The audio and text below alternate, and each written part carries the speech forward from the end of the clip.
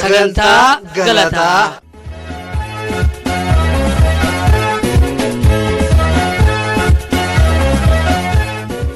Oromoon safuu qaba. Oromoon aadaa qaba. Oromoon hooda qaba. Oromoon walgalateeffatuu beeka. Kanaafuu Kottaa walgalateeffadhaa. Kun sagantaa galataati.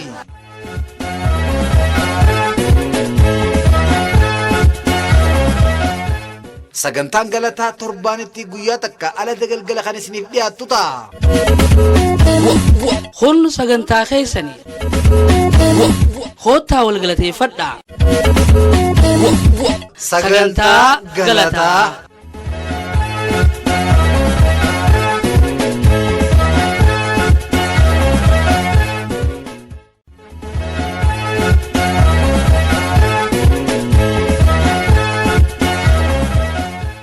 Sagantaa galataa.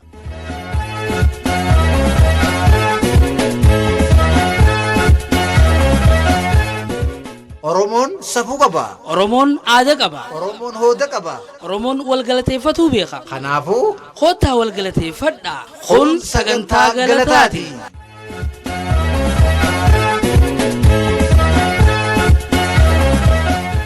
Sagantaan galataa torbaanitti guyyaa takka ala dagalgala kan isiniif dhiyaattu ta'a. Kun sagantaa keessanii. Kottaa walgalateeffadhaa.